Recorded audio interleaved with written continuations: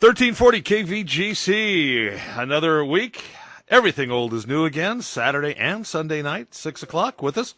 Douglas Viviani, he along with David Cohen, co-hosts the show that everybody is talking about. Everything old is new again. And Douglas, I've been doing a little spying on your house lately. Parking. I don't know if you noticed that van across the street, but what are we going to be able to have Thanksgiving at your house this year? What's going on over there too? I don't know if someone's been sitting and watching, looking, and casing out the house in that van. I could tell you, it's such an innocent comment by my wife. Hey, these tiles in the kitchen, the foyer down here, they're really so old. Why don't we just, why don't we do a new pattern, a new set of tiles?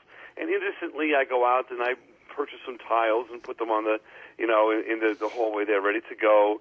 And now the day is here, this last week, and the contractors are here doing this work. I don't know if you've done this before. Have you? The house is in an uproar. The whole downstairs is cordoned off with plastic on every room to protect from the dust and the dirt that's everywhere. There's dirty radios for the guys to play around everywhere. Yep. There's a question: what do we do with these tiles? Do we make them diagonally? Do we make them square? We're losing sleep over that because, of course, this is the pivotal decision of the year, right? I mean, this is why I love, I get so uptight with this. So I've kind of loved everything old is new again because we get to just kind of escape and have some fun with the radio. And the work that Teresa and I have done on our house, we've lived in the house for over 20 years now, for almost 30 years. We've all done ourselves. We've enlarged it 6 feet on one side, 10 feet on the other. We've added rooms. We've done this. We've done that, and we've done it pretty much all ourselves with the help of friends and family. So you see, you've got people coming and going. Well, yeah. and you're living with it. Well, we're actually doing the work and living with it. You can't take a break, because you feel guilty. Now on the weekends, don't want to get mad at when the sink is full of, Slurpees from 7-Eleven. I mean, your workmen are gone at night or on the weekends. Well, when you're doing the work yourself, you're sitting there in it and you're feeling guilty, or your partner's feeling guilty, or you're feeling mad at your partner because they're feeling guilty that you're guilty that nobody's doing any work. That's when it really gets, nerve-wracking. Well, that's when we need That's why it just is so invigorating to turn to a movie. Then I went to go see a movie I didn't really feel I wanted to, but I did anyway with the kids just to get away from this mess. It was the Peanuts movie. And I grew up with the Peanuts. They're 50 years old. Every holiday they've got the Peanuts on TV and all of that. And I went to go see the new one, and it's kind of like a renaissance here. There was so fun. There were kids were actually laughing out loud at the Peanuts, and it's got some great music. And they set up, believe it or not, a sequel with Charlie Brown chasing after this young lady in this particular movie, and there might actually be a sequel. They've set that up as to what's going to happen with Charlie Brown. Maybe actually a girlfriend or not, I don't know. I mean, I felt like Charlie Brown, walking back into the house and seeing the mess. I felt like, when Lucy pulls that, the football away from him when he goes to kick the football and he falls on his back. All right, so let me know. So tell me the truth, because this is like the last. I'm hoping to get away this weekend to see Spectre. Okay, this is the last movie on my list to see. I like Peanuts. Grew up with them, like you said. We watched Teresa and Jake and I actually watched The Great Pumpkin, Charlie Brown. It was on twice this. Do you know it was on twice this year? Yeah. It was on twice. Well, in my house, it was on like 17 times. We've got it on DVD. We watched it. I've seen it since it first aired in the '60s. Every single year, I know what's going to happen. But we watched it, so I'm a Peanuts fan. But this is last on my list. I can't get into this movie. For an adult, keep it last on your list, I have to say. Okay. When you go to a movie with a 6 and a 3-year-old and you see it through their eyes, your perspective is completely different. They didn't, like a lot of these other movies, like Disney, it comes to mind a lot when they do these movies, and they've got some subplots, and they've got some music, and they've got some comments that they make that are kind of for the adults that the kids, it kind of goes over their head. You kind of have some fun with it. Up did that a lot, I know. But there's a lot of movies like that. This is not like that. This is straight out for the kids that age.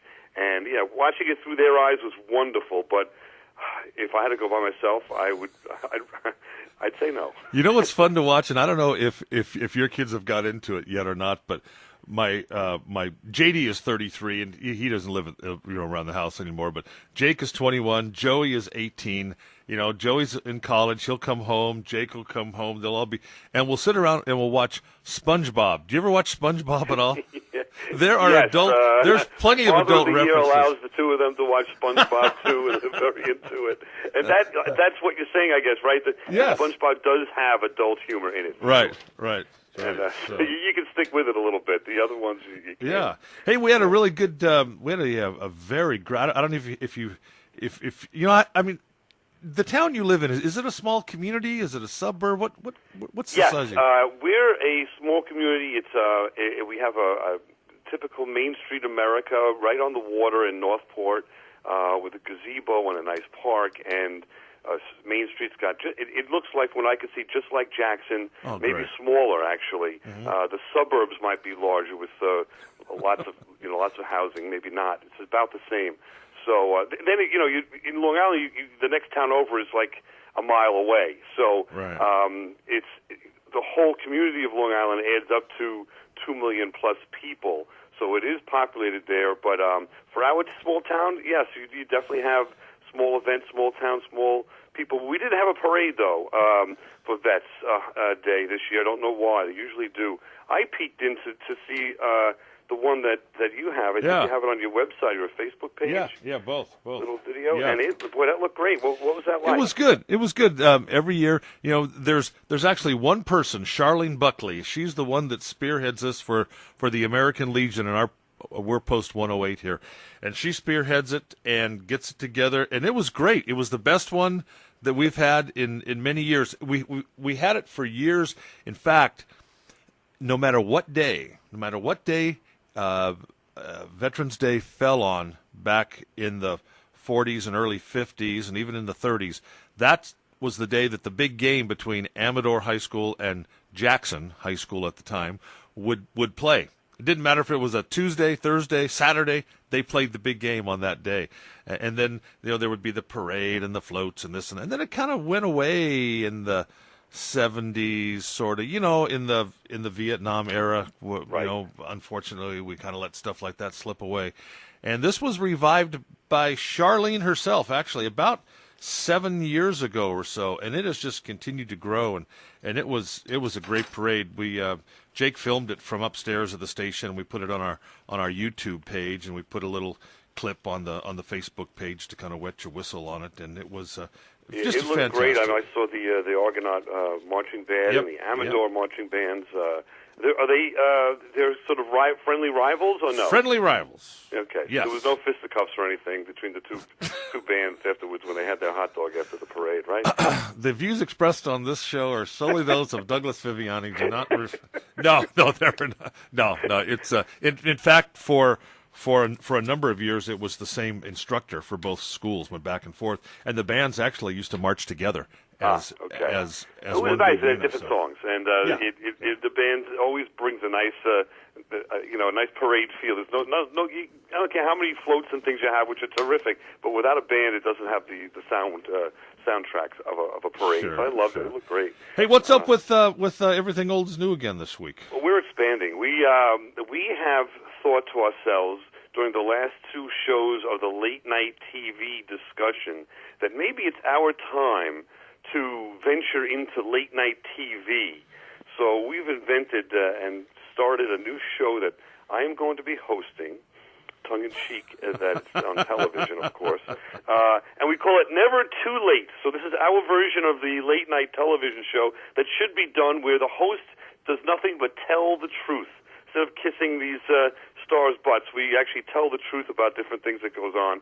And we have some stars lined up. We've got, let's see, Matthew McConaughey, Paul McCartney, Sylvester Stallone, and a special guest, I don't know if you remember Fernwood Tonight back in the 70s. Oh, yeah. So I got Happy Con and the Mirthmakers. The band is going to be doing a little performance.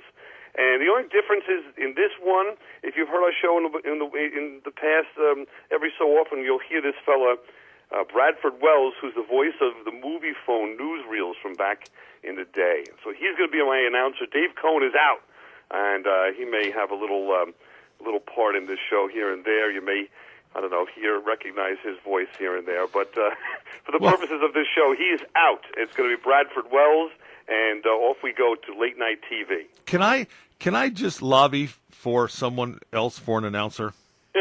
Okay, not me by any means, but no one. You guys didn't mention announcers in your late night show. Right. Show, okay? And everybody forgets, for 17 years, 17 seasons, Joel Goddard was the announcer on the Conan O'Brien show. And Joel, do you remember when they would include Joel and Max and Conan would be in the skits together and so forth? Joel was hilarious. I don't know if Joel's still alive or not, but Joel Goddard, I would pick him for my announcer. Maybe we'll look him up and see if he could come in and give Bradford Wells some pointers. He's a dated gentleman himself, and he has trouble getting over that movie phone type of documentary and style that he has. We may have some trouble with that as well. So we're dipping our toe into the late night venture here. So is this a new show? We can use all the help we can get. That's for sure.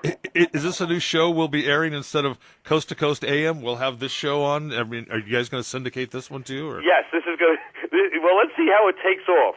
Certainly, we have the guest power. That's for sure. Oh yeah. Assuming you can tell the difference in voices of those characters. Hint, hint. We'll be able to really, with the star power, go forward and maybe do something like that. Hey, what about the barbecue guy? You could have him doing a segment on cooking too.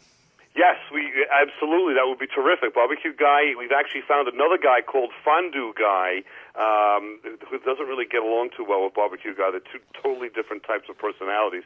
But we're working on putting them together for our show at some point. So we'll see what happens with that. Does Fondue Guy talk with a little higher voice than Barbecue Guy? Yes, and he's much more refined, and he drinks wine. He lifts his pinky when he drinks the wine. And Barbecue Guy's a straight out beer guy from the cooler. So it's gonna be an interesting mix. We're trying to egg the guy on a little bit because Barbecue Guy seems to have gotten a nice response. In fact, he'll be making an appearance on our Thanksgiving show coming up on Thanksgiving. When we do that, there will be a section with Barbecue Guy teaching us how to cook a turkey. Well, to wrap this up and put a bow on it, are you going to be ready? Will the Viviani household be ready for Thanksgiving? Will the contractors be gone and there'll be no more tile dust around the house? That is the promise.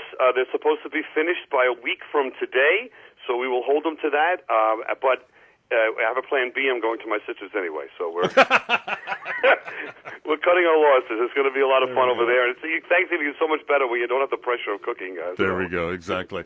Douglas Viviani, Everything Old is New again. Join Doug and David Cohen every Saturday and now Sunday nights at 6 o'clock right here on 1340 KVGC. Don't get too much dust in your radio. Thank you very much.